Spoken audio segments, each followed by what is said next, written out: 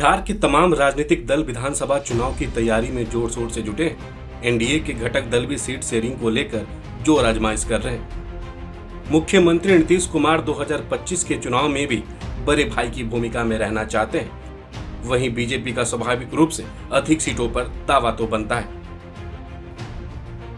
बिहार विधानसभा चुनाव को लेकर सत्तारूढ़ एनडीए और विपक्षी दलों के महागठबंधन के अंदर सीट बंटवारे पर अनौपचारिक बातचीत और औपचारिक बैठकों का दौर चल रहा है। दोनों तरफ जबरदस्त खींचतान और प्रेशर पॉलिटिक्स चल रही। एनडीए के अंदर मुख्य बातचीत सीएम नीतीश कुमार की जनता दल यूनाइटेड और भारतीय जनता पार्टी के बीच चल रही। चिराग पासवान हो या जीतनराम मांझी या फिर उपेंद्र कुशवाहा, तीनों भाजपा से बात कर रहे हैं, जो तीनों के लिए जेडीयू से डील कर रही है।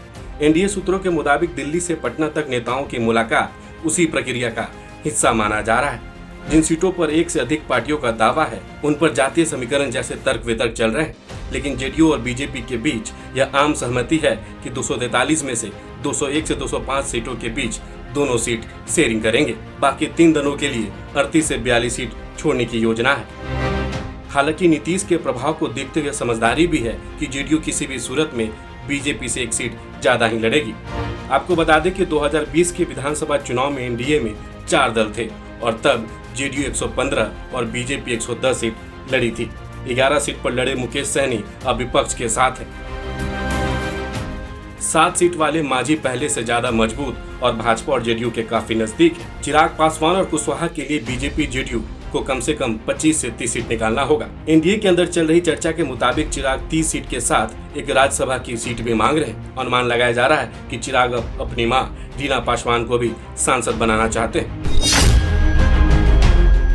चिराग के खिलाफ खुलकर बोल रहे मांझी एनडीए के अंदर वोट ट्रांसफर क्षमता को मसला बना रहे हैं और बीजेपी जेडीयू को बता रहे हैं कि वोट ट्रांसफर के मामले में मुसहर जाति का रिकॉर्ड पासवान से बेहतर है।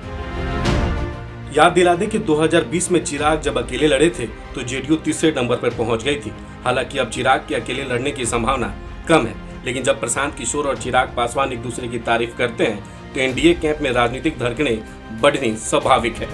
केंद्रीय मंत्री जीतनराम मांझी 2020 से ज्यादा सीट मांग तो रहे हैं, लेकिन भाजपा उन्हें 7 से 9 सीट के रेंज में देख रही है। इकलौते सांसद होने के बावजूद बड़े मंत्रालय का कैबिनेट मंत्री और बेटे संतोष सुमन को राज्य में मंत्री बनाने की याद दिलाकर बीजेपी मांझी को मना सकती है।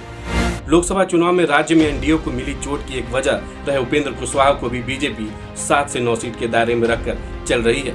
चर्चा है कि चुनाव से पहले उन्हें केंद्र में मंत्री भी बनाया जा सकता है। वहीं मुकेश सहनी आखिरी मौके पर भी पलट सकते हैं, इसलिए संभावना है कि एनडीए में सीटों का अंतिम बंटवारा तब तक ना हो जब तक विपक्षी महागठबंधन में पार्टियां अपनी अपनी सीटें न गिन लें। 2020 के चुनाव में सहनी सीट बंटवारे पर तेजस्वी यादव की प्रेस कॉन्फ्रेंस से निकलकर एनडीए में चल गए थे और तब बीजेपी ने अपने कोटे की 11 सीट उनको दे दी थी।